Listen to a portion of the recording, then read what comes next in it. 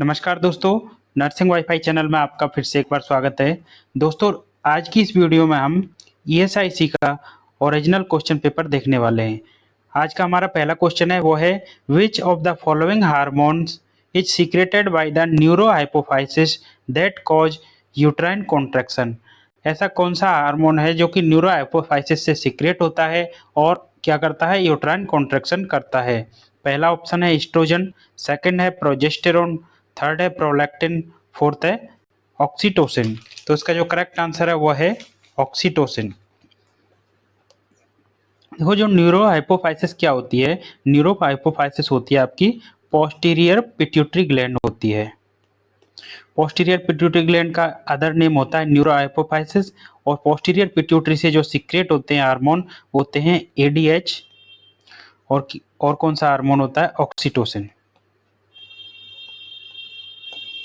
वहीं हम anterior pituitary की बात करें तो एंटीरियर पिट्यूटरी जो होती है उसको बोला जाता है एडिनो हाइपोफाइसिस। और एडिनो हाइपोफाइसिस से कौन कौन से हार्मोन सिक्रेशन होते हैं, एडिनो हाइपोफाइसिस से होते हैं जीएच होता है, प्रोलैक्टिन होता है, एसीटीएच होता है। तो इसमें जो क्वेश्चन में पूछा गया था ऑक्सीटोसिन दिया है, तो ऑक्सीटोसिन कहाँ से सिक्रेशन होता है, न्यूरो हाइपोफाइसिस से। बाकी का प्रोलैक्टिन है, ये कहाँ से सिक्रेट होता है, ये आपका होता है एडिनो हाइपोफाइसिस से। तो करेक्ट आंसर होगा ऑक्सीटोसिन। मूव करते हैं नेक्स्ट क्वेश्चन की तरफ में। विच of the following plasma protein has function of the main maintaining osmotic pressure. ऐसी कौन सी प्लाज्मा प्रोटीन है जो कि फंक्शन होता है उसका क्या, मेंटेनिंग ऑनकोटिक प्रेशर। पहला है हेपेटोग्लोबिन, सेकंड है ट्रांसफेरेटिन, थर्ड है एल्बुमिन, फोर्थ है सेरुलोप्लाज्मोलिन। तो इसका जो करेक्ट आंसर है वो है एल्बुमिन। एल्बुमिन है ये सीक्रेट, ये क्या करता है, ऑनकोटिक प्रेशर को मैनेज करती है। और ये क्वेश्चन हमने हमारी जो चौथी नंबर की वीडियो आई थी सीरीज में, उसमें ये क्लियर हमने क्वेश्चन आपको एक्सप्लेन किया था, जो कि सेम टू सेम आया हुआ है। मूव करते हैं नेक्स्ट क्वेश्चन की तरफ में। नेक्स्ट क्वेश्चन है which of the following condition can cause steatorrhoea. दी गई कंडीशन में से कौन कौन सी कंडीशन है जो कि क्या करती हैं, स्टेटोरिया करती हैं। स्टेटोरिया का मतलब होता है फैट इन फीकल।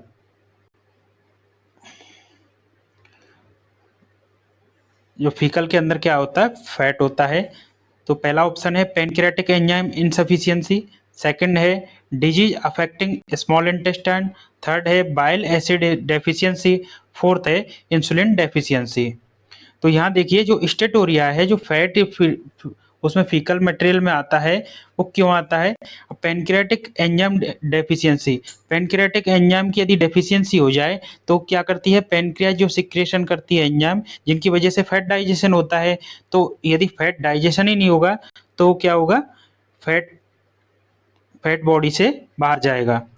तो और सेकंड ऑप्शन है डिजीज अफेक्टिंग स्मॉल इंटेस्टाइन। यदि कोई स्मॉल इंटेस्टाइन में कोई भी डिजीज है स्मॉल इंटेस्टाइन की, जिसकी वजह से क्या हो रहा है, फैट का एब्जॉर्प्शन नहीं हो पाता है। और यदि स्मॉल इंटेस्टाइन में फैट का एब्जॉर्प्शन नहीं होगा तो भी क्या होगा, फैट बाहर चला जाएगा। साथ में bile acid deficiency. Bile acid क्या करता है, ये बाइल एसिड करता है इमल्सिफिकेशन ऑफ फैट। फैट का क्या करता है, एमल्सिफिकेशन करता है। यदि फैट एमल्सिफाई नहीं होगा तो क्या होगा, एब्जॉर्प्शन नहीं होगा, और एब्जॉर्प्शन नहीं होगा तो क्या है, बाहर जाएगा। तो इसका जो करेक्ट आंसर होगा वो होगा 1, 2 और 3।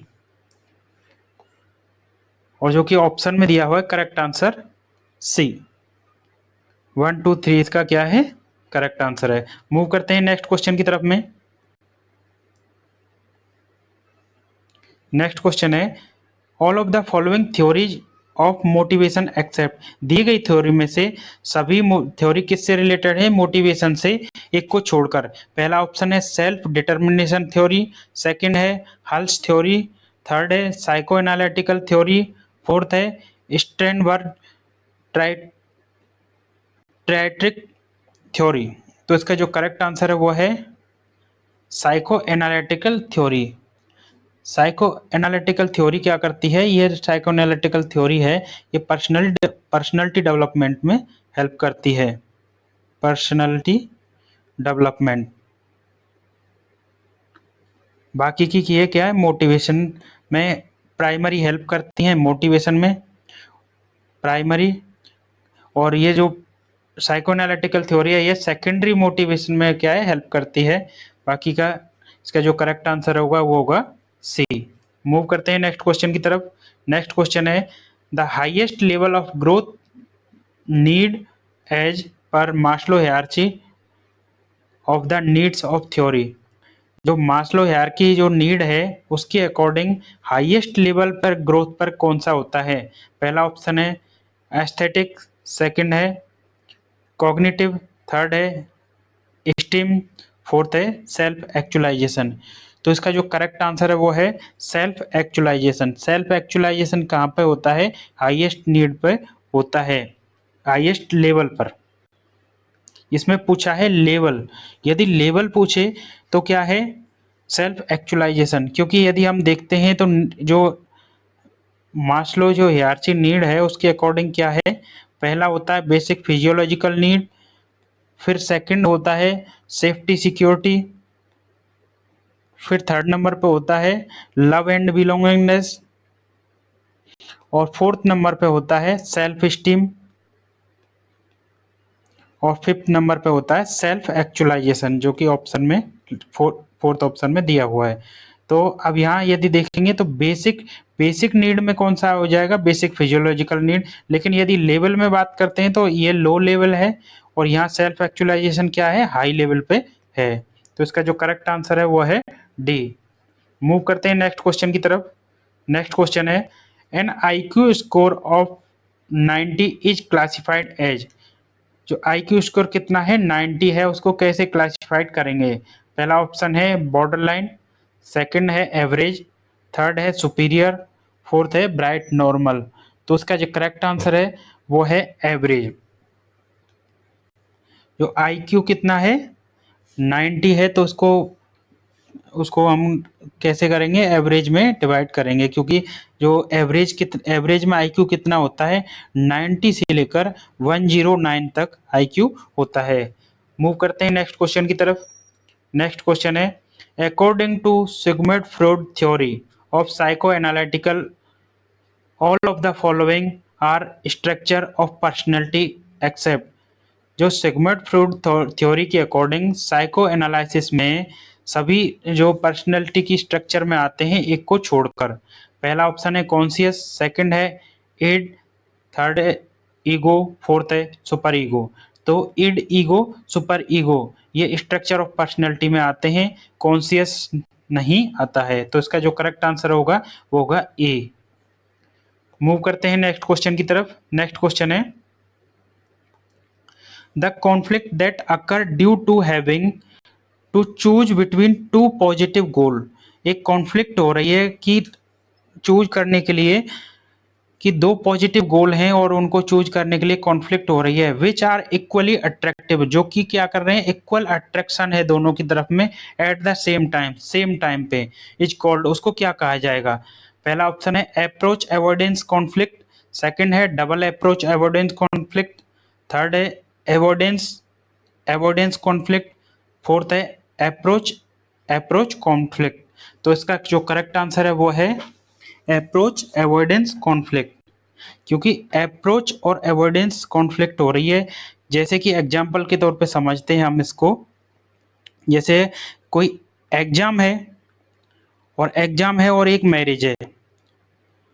अब यहाँ दोनों हमारे क्या है? पॉजिटिव गोल हैं, क्योंकि हमको एग्जाम भी देना है और कोई मैरिज भी अटेंड करनी है। एग्जाम चला जाएगा तो दोबारा नहीं आएगा, और कोई मैरिज यदि किसी की हो गई तो हम उसको दोबारा अटेंड नहीं कर सकते।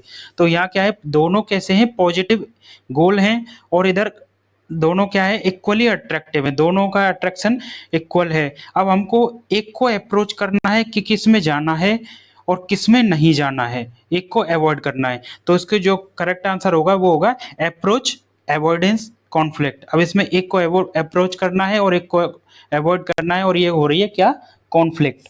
मूव करते हैं नेक्स्ट क्वेश्चन की तरफ। नेक्स्ट क्वेश्चन है the type of family in which father has highest status. एक फैमिली है जिसमें क्या है, फादर हाईएस्ट स्टेटस पे है। In the family who control the social life, जो कि कंट्रोल कर रहा है social life of the family, family की सोशल लाइफ को, तो इसको क्या कहेंगे, इज कॉल्ड। पहला ऑप्शन है पैट्रियकल फैमिली, सेकंड है मैट्रियकल फैमिली, थर्ड है पैट्रीलोकल फैमिली, फोर्थ है पैट्रिलिनियल फैमिली। तो इसका जो करेक्ट आंसर है वो है पैट्रियकल फैमिली। पैट्रिकल फैमिली में क्या होता है, जो कि जो फादर है, फादर मान लीजिए या कोई भी ओल्ड पर्सन है घर का, जो क्या कर रहा है, ओल्ड जो मेल मेल पर्सन है वो क्या कर रहा है, हाईएस्ट स्टेटस पे है, हाईएस्ट स्टेटस है उसका, और वो कंट्रोल कर रहा है सोशल लाइफ को, सोशल लाइफ को कंट्रोल करता है, तो उसको बोलेंगे पैट्रिकल फैमिली। तो इसका जो करेक्ट आंसर होगा वो होगा ए। मूव करते हैं नेक्स्ट क्वेश्चन की तरफ। नेक्स्ट क्वेश्चन है which of the following are ways of acculturation. दिए गए में से कौन से वे हैं जो कि एक्लचरेशन में आते हैं। एक्लचरेशन का मतलब क्या होता है, पहले ये समझ लीजिए। एक्लचरेशन का मतलब होता है the a process of culture change. एक प्रोसेस है जिसके थ्रू हमको क्या होता है, कल्चर चेंज होता है, तो उसको बोला जाता है एक्लचरेशन। तो इसमें पहला ऑप्शन है कौन से वे हैं जो कि कल्चर को चेंज कर देते हैं। पहला ऑप्शन है ट्रेड एंड कॉमर्स, सेकंड है इंडस्ट्रियलाइजेशन, थर्ड है एजुकेशन, फोर्थ है कॉन्क्विस्ट। तो इसका जो करेक्ट आंसर है वो है ट्रेड एंड कॉमर्स। ट्रेड और कॉमर्स है, ये क्या करते हैं, ये भी कल्चर को चेंज कर देते हैं। इंडस्ट्रियलाइजेशन भी कल्चर को चेंज करती है और एजुकेशन भी कल्चर को चेंज करती है। और कॉन्क्वेस्ट का मतलब होता है जीतना, जीतना। यदि हम कोई चीज जीत जाते हैं तो वो उससे मतलब एक ये इसको कोई रिलेट नहीं कर रहा है कि एक्लचरेशन को इससे कल्चर चेंज हो रहा है। बाकी का ये है, ये तीनों कल्चर को चेंज करते हैं। तो इसका जो करेक्ट आंसर होगा वो होगा 1 2 3, करेक्ट आंसर बी। मूव करते हैं नेक्स्ट क्वेश्चन की तरफ में। नेक्स्ट क्वेश्चन है which of the following are an essential amino acid. दिए गए में से कौन से एसेंशियल एमिनो एसिड हैं। पहला ऑप्शन है ल्यूसिन, सेकंड है ट्रिप्टोफैन, थर्ड है मेथियोनिन, फोर्थ है सिस्टीन, फिफ्थ है हिस्टिडीन। तो यहाँ देखिए जो क्वेश्चन में दिया है, ल्यूसिन आता है एसेंशियल एमिनो एसिड में, ट्रिप्टोफैन भी आता है, मेथियोनिन भी आता है और हिस्टिडीन भी आता है। और सिस्टीन क्या होता है, सिस्टीन आता है नॉन एसेंशियल एमिनो एसिड। तो इसका जो करेक्ट आंसर होगा वो होगा सी, 1 2 3 5। मूव करते हैं नेक्स्ट क्वेश्चन की तरफ। नेक्स्ट क्वेश्चन है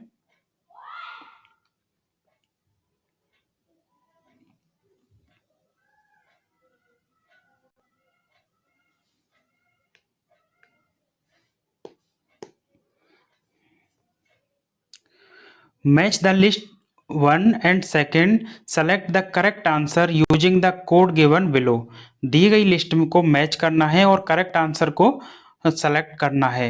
अब यहाँ पहला ऑप्शन है कॉर्नियल जीरोसिस। कॉर्नियल जीरोसिस किसको कहते हैं, तो इसका जो करेक्ट आंसर क्या है, cornea dull, dry and non wettable eventually opaque. Cornea कैसी हो जाए, ड्राई हो जाए, नॉन वेटेबल हो, और इसके बाद साथ साथ में क्या है, ओपेक भी हो, तो इसको बोला जाता है कॉर्नियल जीरोसिस। सेकंड है कैरेटोमेलेशिया। तो कैरेटोमेलेशिया का मतलब होता है cornea become soft and may burst open. Third है कंजक्टाइवल जीरोसिस। कंजक्टाइवल जीरोसिस का मतलब होता है conjunctiva become dry and non wettable.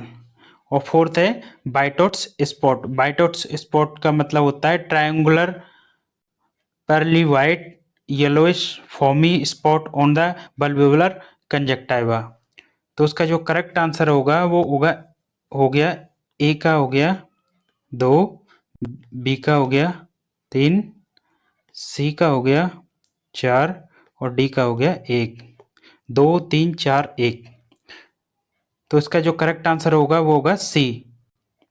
Move करते हैं नेक्स्ट क्वेश्चन की तरफ। नेक्स्ट है the match list the first and second list. हमको फर्स्ट और सेकंड लिस्ट को मैच करना है, जिसमें पहली लिस्ट में न्यूट्रिएंट दिए हुए हैं और सेकंड लिस्ट में दिए हुए हैं फंक्शन। तो पहला ऑप्शन है विटामिन डी।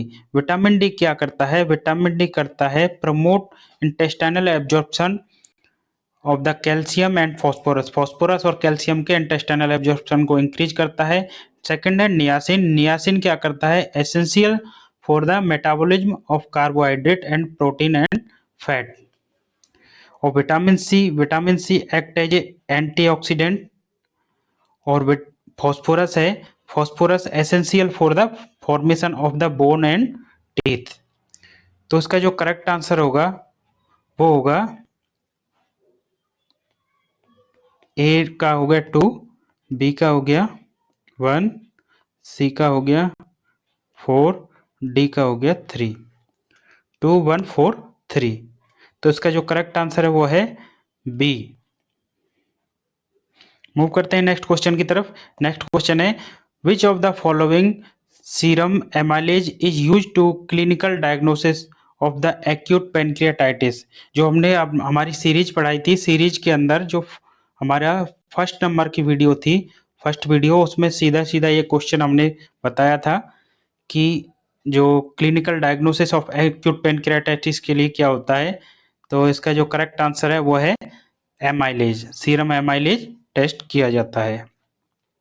मूव करते हैं नेक्स्ट क्वेश्चन की तरफ। नेक्स्ट क्वेश्चन है which of the following is the major immunoglobulin in the human serum. Human serum के अंदर, ब्लड के अंदर जो कौन सी मेजर इम्यूनोग्लोबुलिन है जो कि प्रेजेंट होती है? पहला ऑप्शन है IgA, सेकंड है IgD, थर्ड है IgG, फोर्थ है IgE। तो इसका जो करेक्ट आंसर है इम्यूनोग्लोबुलिन जी। करेक्ट आंसर है सी। मूव करते हैं नेक्स्ट क्वेश्चन की तरफ। नेक्स्ट क्वेश्चन है which of the following not a component of epidemiological triads. दिए गए में से जो कंपोनेंट नहीं है एपिडेमोलॉजिकल ट्राइड्स का। पहला ऑप्शन है एनवायरनमेंट, सेकंड है एजेंट, थर्ड है होस्ट, फोर्थ है डिजीज। तो इसका जो करेक्ट आंसर है वो है डिजीज, क्योंकि एजेंट, होस्ट, एनवायरनमेंट किस में आते हैं? एपिडेमोलॉजिकल ट्राइड्स के अंदर आते हैं। मूव करते हैं नेक्स्ट क्वेश्चन की तरफ। नेक्स्ट क्वेश्चन है हमारा during pulse polio immunization. Pulse polio immunization के दौरान auxiliary nurse midwife ANM has noticed vaccine vial monitor colour of square inside the circle is darker than the circle around it, what should be her action. यदि एक ANM है वो क्या कर रही है? वैक्सीनेशन कर रही है, और वैक्सीनेशन में उसने देखा है जो वैक्सीन वायल मॉनिटर होता है जिसके अंदर क्या होता है, अंदर एक स्क्वायर शेप का सर्किल के अंदर स्क्वायर शेप होती है जिसके अंदर वो लाइट होता है और बाहर का हल्का सा डार्क होता है। यदि स्क्वायर शेप का यदि कैसा हो गया, ये डार्क हो गया है, तो इस कंडीशन में नर्स ANM को क्या करना है? पहला ऑप्शन है administer the vaccine for the children फिर द सेम वाइल, सेकंड है administer the vaccine for the same vial after shaking, third है put the vial into the ice box some time and then administer, fourth है should not use the vial for vaccination. तो इसका जो correct answer है वो है should not use, क्योंकि यदि जो इनर स्क्वायर शेप है यदि वो डार्क हो जाए तो इसका मतलब है वैक्सीन है वो कैसी हो गई है? खराब हो गई है। क्योंकि जो पल्स पोलियो की वैक्सीन होती है ये कैसी होती है? टेम्परेचर सेंसिटिव होती है। जैसे ही टेम्परेचर हाई टेम्परेचर के कांटेक्ट में आती है तो इसकी ये क्या हो जाती है? खराब हो जाती है। इसीलिए इस पे वैक्सीन वाइल मॉनिटर लगा होता है।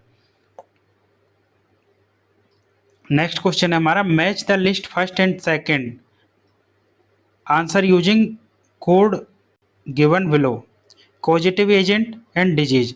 अब हमको देखना है कॉजेटिव एजेंट और डिजीज। ये भी क्वेश्चन हमने हमारी सीरीज के 5वें नंबर की क्लास में हमने इसको बताया था कि सेम क्वेश्चन था, कॉजेटिव एजेंट और डिजीज। पहला ऑप्शन है बॉर्डीडेला परटूसिस। बॉर्डीडेला परटूसिस का जो कॉजेटिव एजेंट होता है वो होता है वूफिंग कफ। वूफिंग कफ का कॉजेटिव एजेंट क्या होता है? बॉर्डीडेला परटूसिस। सेकेंड है साल्मोनेला टाइफिका एंट्रिक फीवर। थर्ड है क्लोस्ट्रीडियम परफेरेंजीज, इसका है फूड पॉइजनिंग। और फोर्थ है फ्लेवीवायरस फैब्रिकस, तो इसका होता है येलो फीवर। येलो फीवर का ये कॉजेटिव एजेंट होता है। तो इसका जो करेक्ट आंसर होगा वो होगा 3421, correct answer B.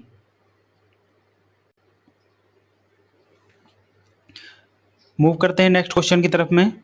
Next question है, which one of the following service should ideally form the base of the health service pyramid.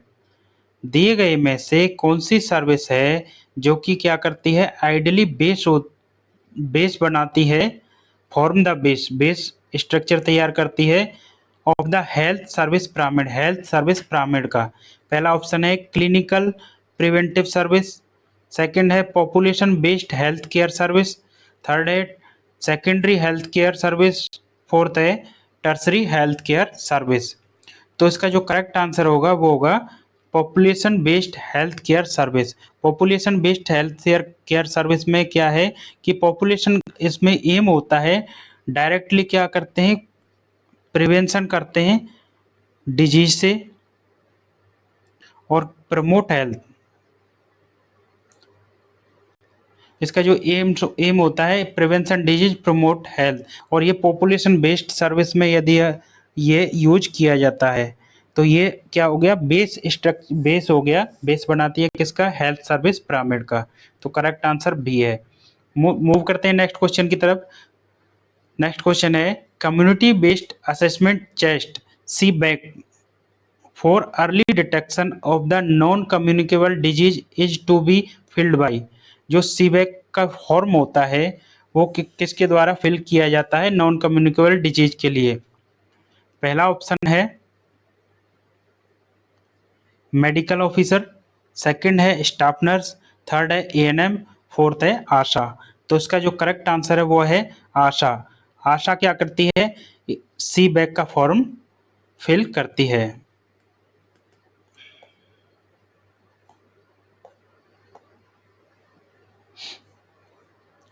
Move करते हैं नेक्स्ट क्वेश्चन की तरफ। नेक्स्ट क्वेश्चन है, which of the following are the team member of the health and wellness centre HWC and sub centre level. Health and wellness centre और sub centre level की team में कौन कौन से होते हैं? पहला है community health officer CHO। Second है ANM। थर्ड है आशा। फोर्थ है आंगनवाड़ी वर्कर। तो इसका जो करेक्ट आंसर है वो है डी, CHO, ANM और आशा वर्कर क्या किसमें, हेल्थ और वेलनेस जो सेंटर होते हैं इसकी टीम में होते हैं। और आंगनवाड़ी वर्कर है, आंगनवाड़ी जो वर्कर होती है इसका जो गोल होता है वो क्या होता है, चाइल्ड डेवलपमेंट एंड न्यूट्रिशन। ये हेल्थ वेलनेस में नहीं आती है, ये चाइल्ड डेवलपमेंट और न्यूट्रिशन में इसका गोल होता है, तो ये इसमें इस टीम में नहीं आती है। मूव करते हैं नेक्स्ट क्वेश्चन की तरफ। नेक्स्ट क्वेश्चन है, which one of the following colour code not correct for the triage system. दिए गए में से जो कलर कोड है जो ट्राइएज सिस्टम का वो नहीं है disaster management in India. India के अंदर डिजास्टर मैनेजमेंट जब किया जाता है तो एक कलर कोड किया जाता है, तो इसमें दिए गए में से वो नहीं है। पहला है red indicate high priority treatment. Second है yellow indicate medium care of priority. Third है blue indicate ambulance patient. Fourth है black indicate dead and moribund patient. तो इसका जो करेक्ट आंसर है वो है सी। देखो जो रेड है इंडिकेट कर रहा है हायर प्रायोरिटी ट्रीटमेंट, येलो है जो कि medium care priority treatment indicate करता है, और इसके अलावा जो ब्लू है, ब्लू नहीं होता है, ब्लू की जगह क्या होता है, ग्रीन होता है, ग्रीन, और ग्रीन इस ऑप्शन में दिया नहीं है, और एक ब्लैक होता है। ये चारों होते हैं रेड, येलो, ग्रीन, ब्लैक, और ब्लू इसके अंदर नहीं होता है इसको, तो इसका करेक्ट आंसर होगा सी। मूव करते हैं नेक्स्ट क्वेश्चन की तरफ। नेक्स्ट क्वेश्चन है अंडर आयुष्मान भारत प्रधानमंत्री Jan Arogya Yojana how much cover पर family per year is provided for the secondary and tertiary care. तो प्रधानमंत्री जन आरोग्य योजना है, उसके अंदर कितने पर फैमिली पर ईयर कितना कवर किया जाता है सेकेंडरी और टर्सरी ट्रीटमेंट के लिए। पहला ऑप्शन है 2 लाख, सेकंड है 5 लाख, थर्ड है 7 लाख, फोर्थ है 10 लाख। तो इसका जो करेक्ट आंसर है वो है 5 लाख। नेक्स्ट क्वेश्चन की तरफ मूव करते हैं। नेक्स्ट क्वेश्चन है discouraging children from adopting harmful life for prevention of the non communicable disease is an example of. Children को डिस्करेज करना है हार्मफुल लाइफ स्टाइल से, और प्रिवेंशन करना है उनको नॉन कम्युनिकेबल डिजीज से। तो ये किस चीज़ का एग्जाम्पल है? पहला ऑप्शन है प्रीमोर्डियल प्रिवेंशन, सेकंड है प्राइमरी, थर्ड है सेकेंडरी, फोर्थ है टर्सरी। तो इसका जो करेक्ट आंसर है वो है ए, प्रीमोर्डियल प्रिवेंशन। प्रीमोर्डियल प्रिवेंशन में क्या होता है? लाइफ मॉडिफिकेशन और हेल्थ एजुकेशन। हेल्थ एजुकेशन और लाइफ मॉडिफिकेशन किसके अंदर आते हैं? प्रीमोर्डियल प्रिवेंशन में। मूव करते हैं नेक्स्ट क्वेश्चन की तरफ। नेक्स्ट क्वेश्चन है स्क्रीनिंग ऑफ ए सब group population for a particular disease is called. एक सब ग्रुप पॉपुलेशन को स्क्रीन करना किसी पर्टिकुलर डिजीज के लिए वो क्या कहा जाएगा? पहला ऑप्शन है मास स्क्रीनिंग, सेकंड है सेलेक्टिव स्क्रीनिंग, थर्ड है हाई रिस्क स्क्रीनिंग, फोर्थ है मल्टीफेजिक स्क्रीनिंग। तो इसका जो करेक्ट आंसर है वो है सेलेक्टिव स्क्रीनिंग। मूव करते हैं नेक्स्ट क्वेश्चन की तरफ।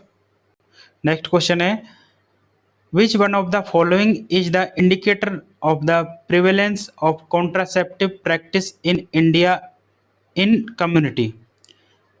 दिए गए में से जो इंडिकेटर है, जो कि किसका इंडिकेटर है? Contraceptive practice in the community. पहला ऑप्शन है टोटल फर्टिलिटी रेट, सेकंड है जनरल फर्टिलिटी रेट, थर्ड है कपल फर्टिलिटी रेट, फोर्थ है नेट रिप्रोडक्टिव रेट। तो इसका जो करेक्ट आंसर है वो है couple fertility rate. Couple fertility rate में क्या चेक किया जाता है? हाउ मेनी जो वोमेन है जो जिन्होंने प्रोटेक्शन किया है किसके लिए? प्रेगनेंसी के लिए, यूजिंग कॉन्ट्रासेप्टिव को यूज करते हुए प्रेगनेंसी के लिए कितने वोमेन ने प्रोटेक्शन किया है। मूव करते हैं नेक्स्ट क्वेश्चन की तरफ। नेक्स्ट क्वेश्चन है which one of the following occupational disease occur due to sugar cane dust. दिए गए में से कौन सी ऑक्यूपेशनल डिजीज है जो कि शुगर कैन डस्ट की वजह से होती है, और जो कि हमने हमारी 3rd नंबर की वीडियो थी, हमारी जो सीरीज थी उसमें 3rd नंबर की वीडियो में हमने आपको ये क्वेश्चन बताया था, और जो कि हमारी 3 ही वीडियो में से 3 क्वेश्चन आपके सेम टू सेम आ गए। पहला ऑप्शन है एंथ्रेकोसिस, सेकंड है सिलिकोसिस, थर्ड है फार्मर्स लंग्स, फोर्थ है बेगोसिस। तो इसका जो करेक्ट आंसर है वो है बेगोसिस। बेगोसिस क्या होता है? शुगर कैन डस्ट की वजह से डिजीज होती है। मूव करते हैं नेक्स्ट क्वेश्चन की तरफ। नेक्स्ट क्वेश्चन है which one of the following vaccine is sensitive to freezing should be protected from sub zero temperature. ऐसी कौन सी वैक्सीन है जो कि फ्रीजिंग सेंसिटिव होती है और जिसको प्रोटेक्ट किया जाता है फ्रीजिंग होने से। पहला ऑप्शन है ओरल पोलियो, सेकंड है बीसीजी, थर्ड है जापानीज एन्सेफेलाइटिस, फोर्थ है कोलेरा। तो इसका जो करेक्ट आंसर है वो है ओरल पोलियो वैक्सीन होती है, जिसको फ्रीजिंग से बिल्कुल बर्फ जमाया नहीं जाता है, बिल्कुल सब जीरो टेम्परेचर पे रखा जाता है, जिससे कि वो लिक्विड फॉर्म में रहे। और यदि ज़्यादा हम उसको फ्रीजिंग कर देंगे तो क्या हो जाता है, वैक्सीन खराब हो जाती है। मूव करते हैं नेक्स्ट क्वेश्चन की तरफ। नेक्स्ट क्वेश्चन है Peyer's patches are present in. Peyer's patches कहाँ प्रेजेंट होते हैं?